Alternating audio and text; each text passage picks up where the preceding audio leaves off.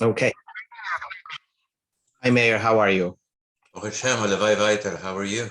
Baruch Hashem. Eibush is a health and vita. Today, Amen. today we're going to finish the parak. It's a nice parak. Today's daf is number 15 in Kesubos, daf Tesvav, and we will be starting from the Mishnah right over here on the Mishnah of Daf Yudalet Amud Beis. Just a quick note on an introduction, and that is that we always in Torah would say the majority says it's kosher, it's kosher. For example, if you went into Borough Park, all Jews, and you find a piece of meat on the street, and most of the butcher stores in Borough Park sell kosher meat, so you can assume the meat that you found is kosher and you can eat it. However, there's a very interesting din, and that's a very important point. And maybe you heard of it, that let's say you're in Borough Park, there's one Italian butcher, he's selling treifa meat, and everybody else is Jewish butcher store selling kosher meat. And you walked into that butcher store, and you walked into a butcher store, you don't know, you weren't thinking, and you bought a piece of meat, and you don't know, did you buy it from the kosher stores, or did you buy it from the Italian store? So the din is that in that case, that's called a kavua. That means you went into one store, and therefore you don't know if that store is kosher or non-kosher. Even though most of the stores in the city are kosher stores, here you walked into the store itself, so we treat it as a 50-50 chance, and you cannot eat the piece of meat. So that is known as like this: kol the parish, meruba parish. If the meat left the store, you can assume, and you found it on the street, you assume statistically that it is a kosher piece of meat.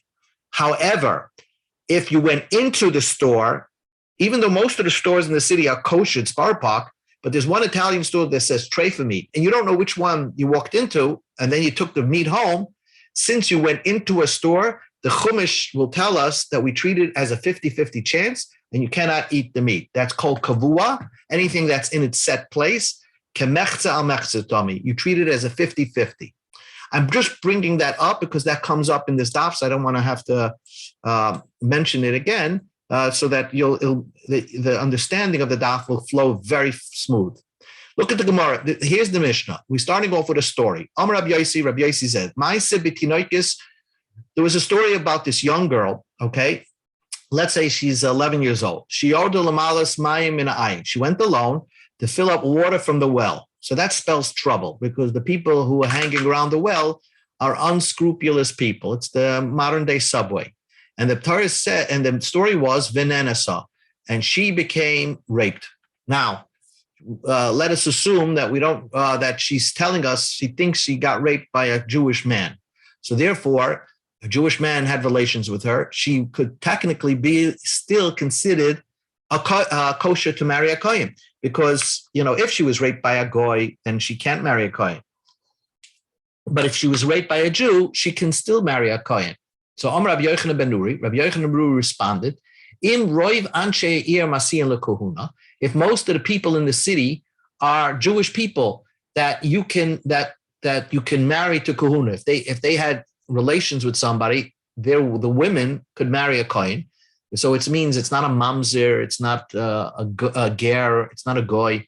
So then we can assume most of the city are kosher people.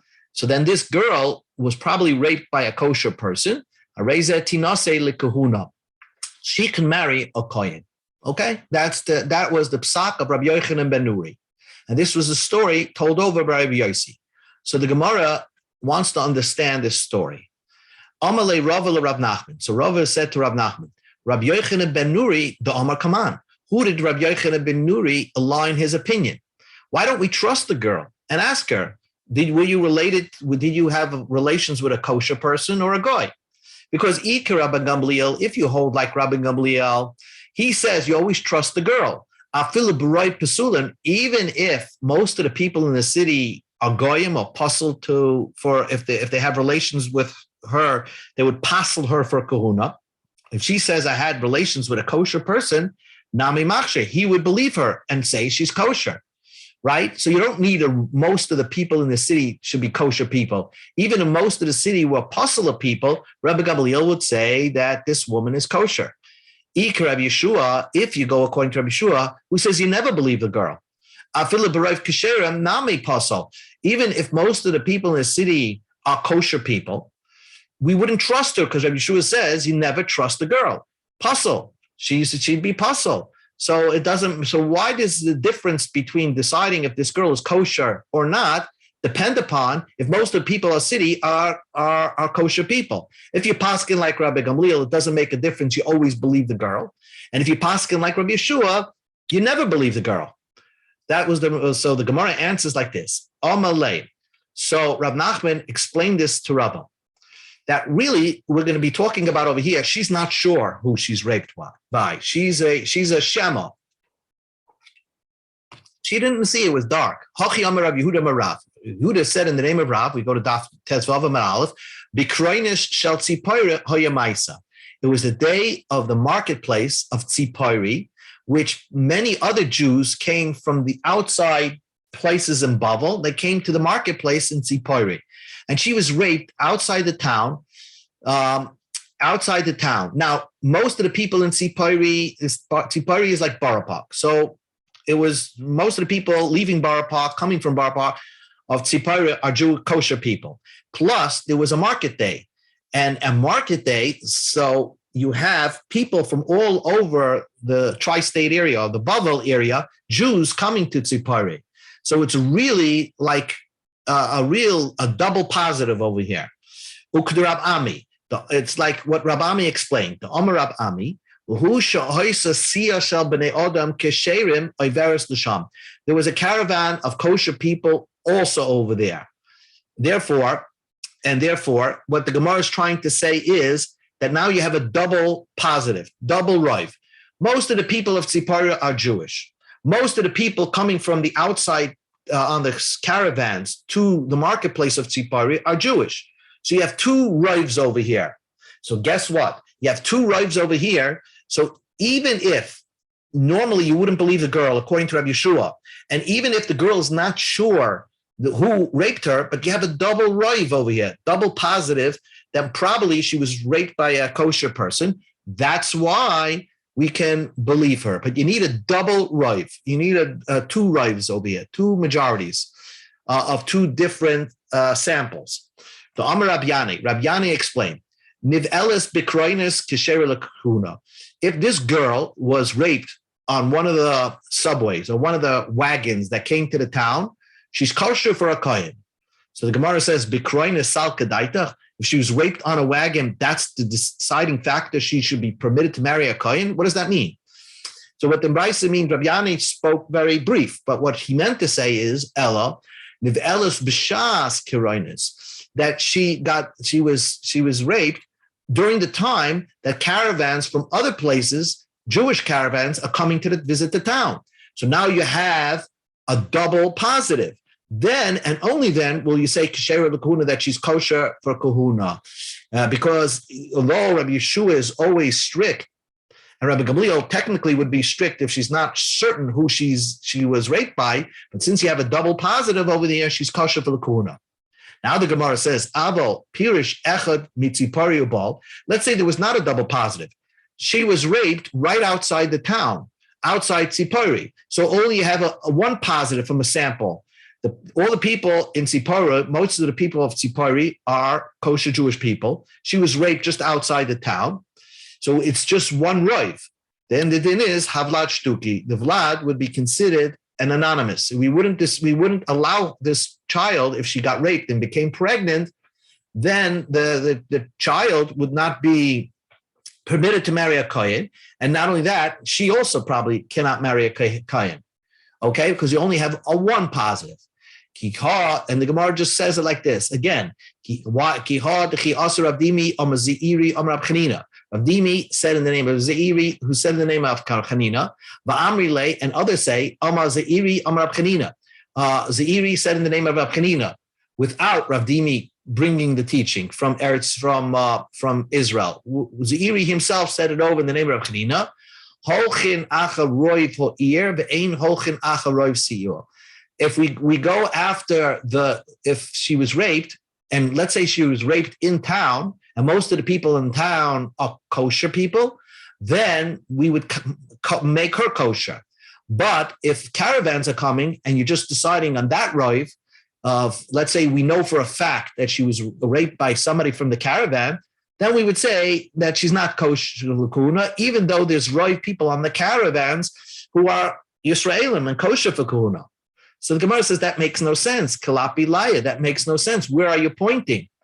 Hani naidi, the people coming from the caravans left their place of home, and they're coming on the road. So they're a roiv that's movable. Therefore, you should go after the roiv regarding the caravans.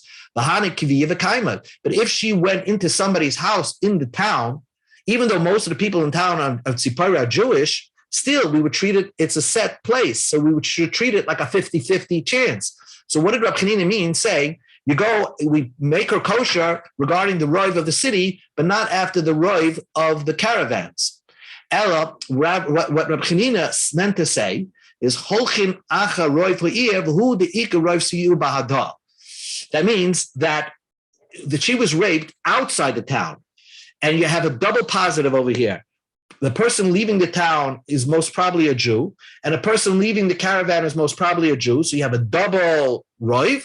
Therefore, there and only there you can make her kosher because you have two roivs. Very important, two roivs.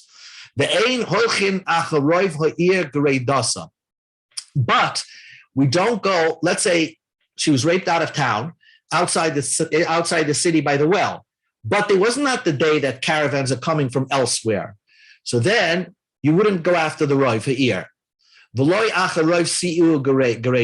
even if we know for a fact she was raped by somebody from the caravan, that means it was so far away from the city, there was only a roiv from the caravans coming to the city, we wouldn't machsha her to marry a kohen.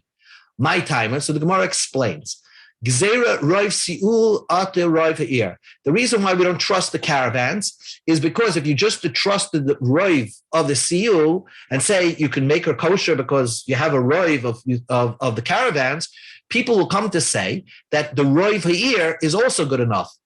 And people will say that if she was raped by somebody from the city outside the city, then people will say that's also good. Just like the roiv of the caravan, one roiv is good when it's, you know for sure it's coming from the caravans. So one roiv is good when you know it's somebody from the city. And we don't want that because the roiv ha'ir name, even when you're dealing with the roiv of the city, right, roiv of the people of the city, there's not always where you go after roiv. If they came to her by the well, okay, let's say she's outside the town taking water from the well, and somebody from the city came and raped her. So then you can say, Kol de Parish, anybody who left the town, Meruba Parish, he's probably from the majority. Majority people are Jewish, and therefore we can trust that that person is a Jew. When do you run into a problem? When she went to them. Let's say she walked into somebody's house within the town of Tzipori.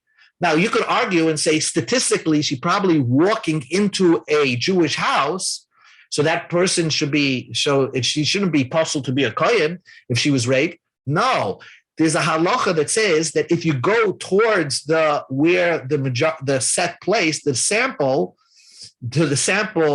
itself, the havale kavua, it's in its own set place. And when it's the Amr Abzera said, Kol kavua kemechzal mechzadami. Whenever you go to the sample itself, you always treat it as a 50-50. So therefore, this is where we're at this moment. And it's very important to understand. Very important to understand. This girl was raped, right? But the Gemara qualifies it and says that because she's not sure who she was raped on by, we need two roivs. We need two sample sets over here that determine that she was probably raped by a Jew. One, it happened outside the town, and you have a roiv of the people of the town probably are Jewish, and so that roiv left to rape her, or it's the roiv of the caravans, roiv of the Jewish caravans coming to the town, and so maybe it was somebody from the caravans, and somebody from those caravans are Jewish too. So you have a double roiv over here, only then we would permit her to marry a kohen. So you need two rives over here. Now, the Gemara established that normally, in order to make something kosher, you may need two rives. So that's why, in order to make this girl not a zoina who cannot marry a kohen, you need two rives. So the Gemara asks the question, Umi ba'in and trei ruba, do you always need two rives? Well, Tanya, we learned in the Braisa, Teisha Chanias. This is the scenario I introduced. You have 10 butcher shops. Kula and Micros B'Shar Shchuta. They're all selling kosher meat. Ba'achas, one Italian store, Mecheres B'Sar Nevela, are selling a non-kosher meat. And the lokach echas mehem, ve'eni yadeya me'ez mehem lokach. You went into the store and you don't know which one you walked into. So the Braisa says, Fekei Aser, you cannot eat that meat, because you went into the store and therefore you probably went into the non-kosher. Not that we don't look at roiv. There's no din of roiv when you go into the store. Uvanimtza, but if you found it on the road, halech acharoiv, then you can go after the majority. So, but we see that all you need is one majority. So if you find a piece of meat, like in our scenario, in this Jewish town, Borough Park, and there's one Italian store, but you found the meat on the floor, you can eat it because you can assume with one rive that it probably came from the 9 butcher shops that are selling kosher meat. So how can you always tell me that you need 2 rives? Would you say that the case with the butcher shops means b'she'ein b'dalsas medina ne'ulais, the ka'asele ruba ma'alma? That means that maybe that story with the butcher shops in the Bryce is talking about that it's a market, it's a day of market for when other butchers come to town trying to sell their meat. So you'll have 2 sample sets, and you have the doors are open of the town. So therefore, you have 2 rives over there. That and only then do we say the meat is kosher. That is not true. Even though the doors of the town is closed, so there's only one rive, we would still say the meat is kosher if you find it on the floor. So the question is, why everywhere else one rive is good? And the case of the girl in our Mishnah who was raped by the well, you required 2 rives from 2 sample sets. And says the Gemara, Mala also b'yaychesim. To marry a kohen, we made an extra strict rule that 1 rive is not enough. We need 2 rives. To marry a kohen, we have a special stringency regarding that. But when you're dealing with meat, it has nothing to do with marriage. It has to do with iser v'heter. So therefore, it's not a problem with 1 rive. Gufa, let us see. We learned the teaching, and it's very important teaching. Amar Abzeir says, Kol kavua, if you're going to the set place, kemechza al mechzadami, you treat it as 50-50 chance. So you think you know probability. In the Torah's viewpoint, a kavua means that if you go to the store and you don't know which store you went into, you treat it as a 50-50 chance. Bein the kula, when you want to make something, you want to be makel, want to say something is permitted. Bein the chumra, when you want to go strict and say something is not permitted. So the Gemara is going to give you examples. How did Rabbi Zera know? What is the source? Ilema, do you want to say mitesha chanuyas from that brisa that said there's 9 butcher shops, kula marchus b'sar shchuta, they're all selling kosher meat. Ba'achas b'sar nevela, one selling non-kosher meat. Lokach me'ez k'machas mehem, ve'eni adei me'ez mehem lokach svekei aser. If you walked into the store, you don't know which store you bought the meat from. When you go home, you can't eat the meat. If you find it on the floor, you go after the rive. But when you walk into the store and you don't know which store you walked into, so here we have a case of kol kavua, kamechza mechza dami, and we treat it, we go strict. That even though most of the stores are probably kosher, maybe if you ask the statistician, he will tell you probably went into a kosher store. In halacha, we treat it as a 50-50, and therefore you go strict. So Hassam, there's a good example. The chumrah that you see, you go strict. But where would you see kol kavua, kamechza al mechza, dami, that you treat it as a 50-50 example, and you would go lenient? Ella, from this following scenario, you know that if you touch a dead sheretz, it's only a unique sheretz that's written in the Torah. the Torah describes what kind of rodent that if you touch its body, dead body, you become tamei. But not if you touch a frog, a dead frog, you don't become tamei. So the Brisa says, you have a sample set of 9 frogs and 1 sheretz. You touched one of them. And you don't know which one you touched, right? So then, you go tamei. So basically, you're going into the sample set, even though most of the sample sets would not be mitamayu, but since you're going into the sample set, we treat it as a 50-50, and you are tamei. So the Gemara says, Hasan Nami L'chumra. That is another example where you take the kol kavua kamechzal nechza and you go strict. But I'm looking for a case where you will go lenient. Ella, from another case. Here's a case where you would go lenient. You have 9 rodents that would be mitamayu if you touch the dead bodies. And the sample set includes 1 non-tamei rodent, like a frog. So and you touched one of them, right? You don't know which one you touched. It's a 50-50 chance. So if this happened in your house, if the sample set was in your house, the 9 shrutzim with 1 svardeya, you have to assume that you're tamei. But b'rshus rabim, if it's on the sidewalk, on the street, and you have 9 shrutzim and 1 svardeya, and you touched one, the halacha is safik tuma b'rshus rabim. You say it's tahar, even though statistically speaking, you probably touched the sheretz. But since we treat this not as a roiv, that most of them are tamei, we treat it as a 50-50 sample, and the halacha is that sofik tuma, if you have a 50-50 chance in reshus rabim, you assume that you're tar. So we see a good case that you would go lenient by kol kavua kamechzal mechta. You say you are tahar and you're not tamei. The Gemara says u'midaraisa min olam. Where do you see this concept, midaraisa, in the Torah? Where does the Torah say? The Torah is obvious that if you go after the majority. But where did the Torah say that when you go into the kavua place, into the set place, you don't go after the majority? Al-Makra, the pasuk says like this: the arav loy v'kam alav achis kavaloi. The Torah first, the Gemara says that Rab Shimon, I believe, said that Torah says that if you that Rab Shimon says that if you want to kill one Jew and you killed another Jew, according to Rab Shimon, you're pater, because the Torah says you ambushed him and you struck him and killed him. So achis kavaloi, you have to, in order to be mechayev misa for killing somebody, you have to have intention to kill that person. If you intended to kill Reuven and you killed Shimon, according to, even though you intended to kill a human being, a Jew, you're not chayev. Rabbanan, who say you are chayev, what do they do with this pasuk? V'arav lo, you have to have intention for that person. What do they do with this pasuk? Amr debei Rabbiani, they refer to Rabbiani who explained it. Prat, you're not chayev misa l'zoyrek even l'goy. You threw a stone and you wanted to kill a non-Jew. If you kill a non-Jew, you're not chayev misa. You're not supposed to do it, but you're not chayev misa. So the Gemara says, and that was the Torah is telling you. Now, heichadami, what is the case that you threw a stone and you hit a guy?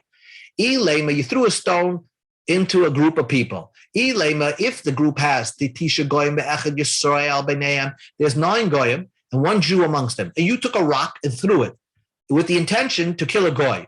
So the Torah tells you that since you killed the guy, probably you killed the guy. You don't know who you killed. We'll go after you. Don't get misa. So the Gemara says, I don't need the Torah to tell me that this person will not get killed. The Tepik lay, that should be obvious, the Ruba Goyim. You threw into a group of people that are mostly Goyim. So if I don't know who you killed, then we can assume that you killed a guy. So the pasuk is not teaching you that, because that's an obvious. Inami palga malga, even if there was 50% Goyim, 50% Yidim, since it's a 50-50 chance that you killed a Jew, Safek nefashos lahakal. We wouldn't kill the Retzeach because the Retzeach is a 50-50 chance that he killed a Goy or a Yid. Loitzricha, the pasuk is teaching you a big chiddush. There were 9 Jews and 1 Goy, and he intended to kill somebody. Now, when he threw the rock in, if you go statistically, he probably killed a Jew, so he's chayav misa. But the havale goy kavua. But since he's going towards the sample set, right, of the 9 Jews with the one guy. So we treat it as a 50-50 case. And therefore, he's not chayiv misa. So he's not chayiv misa because the chiddush of the Torah is that when you go towards the sample case, we ignore the rules of statistics and we treat it as a 50-50 sample. Nu Gemara. Itmar we learned. Rav Chia Barashi Amarav halacha k'Rabbi Yossi. The halacha is like Rabbi Yossi. Now the Gemara's understanding is that the raped girl, even with one rive, Rav said it's fine. You don't need 2 rives. Rav Chanan bar Rava Amarav hara shah haisa. Rav Chanan bar Rava said in the name of Rav that was a one-time case. You need 2 rives, but there it was 1 rive. So the Gemara is going to ask a question. You mean Rav said that 1 rive is good enough? Masad Rabbi Yirmiyah. Uliyachsan labin and true rabbi. For to marry a kohen, you don't need 2 rives. What's now? We learned in the Mishnah. We go to Amud Beis. Matzah ba tinek mushlach. Beautiful. We'll discuss this topic for the rest of the page. Another few more minutes, and it's a very interesting topic. You find a child in the street. Okay, so the Brisa says, Roiv goyim. If you find it in a baby in New York City, and most of the people are goyim. Goy, you treat that kid as a goy. In Rav Yisrael, most of the people are Jewish. Yisrael, it's Jew. Mechza, it's a 50-50. 50% of the people are Jewish, 50% are goyim. Then Yisrael, you treat it as a Jew. That's what the Brisa says. Now, it's really cryptic, this Brisa, because suppose you find a child that looks Asian. Would you say that even if Rav Yisrael are in that, even if it's in Borough Park, how many Jews are Asian in Borough Park? So maybe it's just because most of the people living in Borough Park are Jewish, would you treat that child as a Jew? But that extends the point what we're trying to bring out over here. Anyway, Rav said, when most of the people are Jewish, we treat it as a Jew, only you treat him as a Jew in the respect that you have to give him tzedakah. If he needs tzedakah, you treat him as a Jew. But if this baby, if you want, when she grows up to marry a kohen, we would not allow that. Shmuel says, lefakeach olav esagal, to be mechal Shabbos, to save this person's life, that we treat this person as a Jew. Other than that, to marry a kohen, again, Shmuel also agrees that she can't marry a kohen. What you do see over here is Rav was very strict. He said that if you find an abandoned child, even in Bar Park, where Rav Yisraelim are, you cannot allow that child to marry a kohen.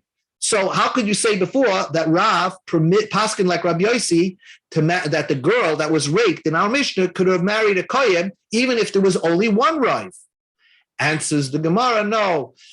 Our Mishnah is actually talking about that there were 2 Ravs, that we paskin like Rabbi Yossi in our Mishnah, and the Rav paskin like Rabbi Yossi in Mishnah, because Rav understood that our Mishnah is talking about there were 2 Ravs.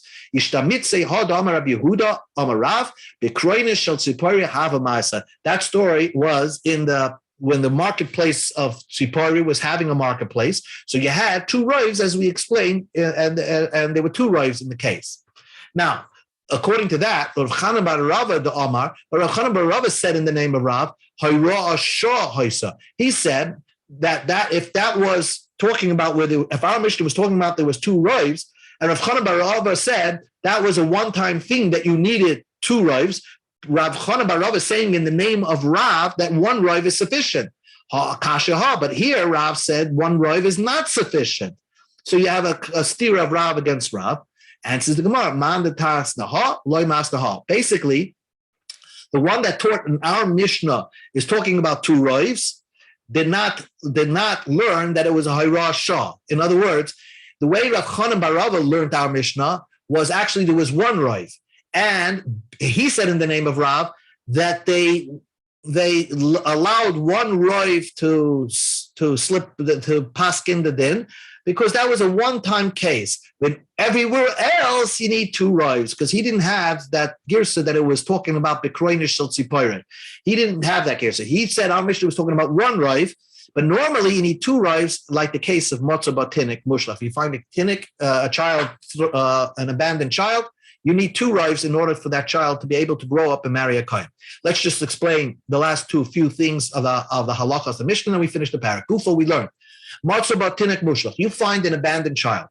Imroiv goyim, if most of the people of goyim, you treat that child as a goy. Imroiv Yisrael, if most of the children are Jewish, Yisrael, treat that child as a Jew. Mechza, if you have a 50-50 chance, Yisrael, you treat the child as a Jew.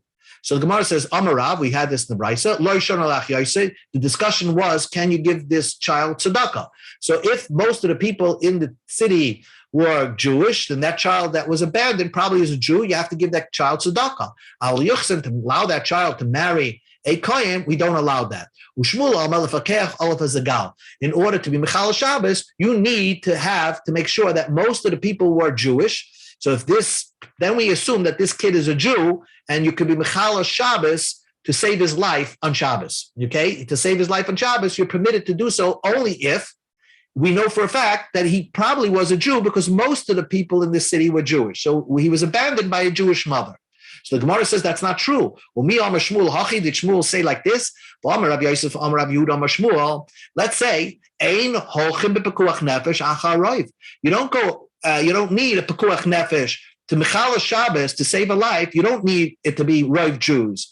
If Atala gets a call, they're not sure if it's Jewish or not, but most of that, even if there's a certain chance that it might be a Jew, you could be Mechal Shabbos. So in case, even if most of the people were goyim, but if there's a slight chance that there is a Jew over here, that it could have been a Jewish mother, you would still be Mechal Shabbos. So what did Rav Shmuel say? No, you need Rav Yisrael in order for this child to be treated as a Jew to be Mechal Shabbos. Shmuel says when it comes to be Mechal Shabbos, you don't need a Rav, you don't need a majority. Even if it's a slight chance that it's a Jew, you could be Mechal Shabbos. Shmuel was talking about the beginning. Imroiv goyim, goy. If most of the people in the city, then we treat this abandoned child as a goy. Shmuel said, to save his life on Shabbos and be Mechal Shabbos to save his life, ain't a kain. We don't treat him like a goy. Even if most of the people in the city are goy, this baby is treated like a Jew because there's a chance that the child is a Jew. Now we explain. Imroiv goyim goy. If most of the people in the city are goyim, we treat this child as a goy. Lama hilkasa. What is this halacha? What and in what way do you treat this child as a goy? Amar Papa lachila nevelis. You can give the kid non-kosher food. You found an abandoned kid, and most of the people in the city are goyim. You treat the kid like a goy, and you could feed him non-kosher food. In Rav Yisrael, if most of the Jews are Jews, then we treat him as a Jew. Lamai hilkasa. In what way do we treat him as a Jew? Amar Papa said, if he lost something, and for a goy, you don't have to return if he lost something. But a yid, you do have to return.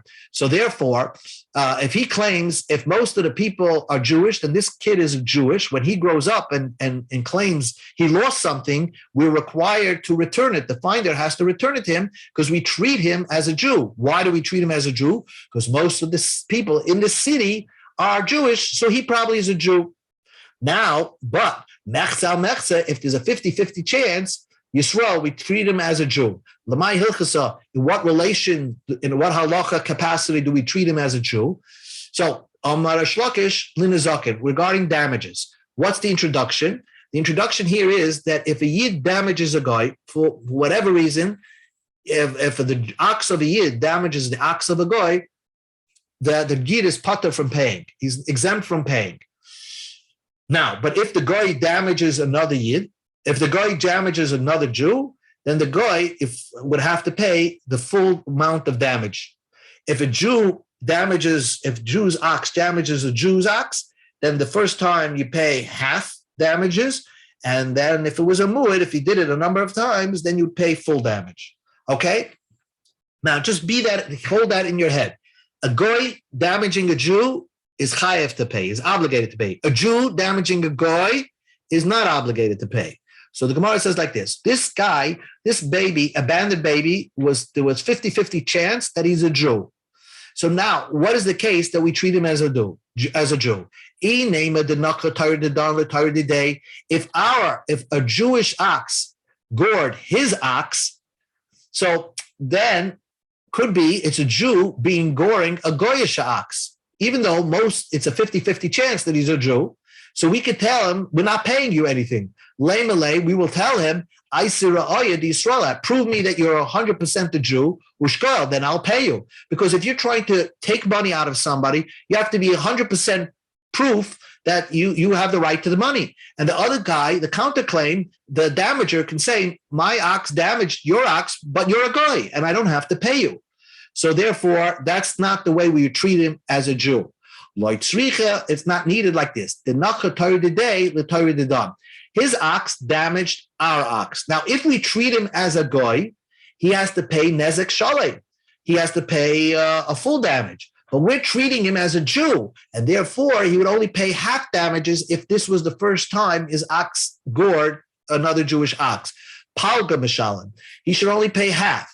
The Ida Palga, but the other half.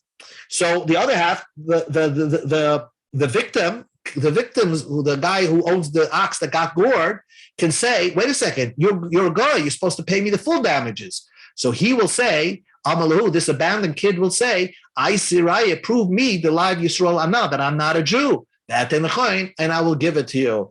And therefore, since that guy can't prove that he's not a Jew, therefore we treat him as a Jew, and he only pays chatzi nezek, half damages. So ends an important sugya, a very important sugya of how to treat rapists or abandoned children, and in what scenarios would you treat them as Jewish or non-Jewish. And believe it or not, it can come up if somebody's adopted and you don't know where they come from. So ends in the first parak, Hadron Allah, Besula Nisas. Okay.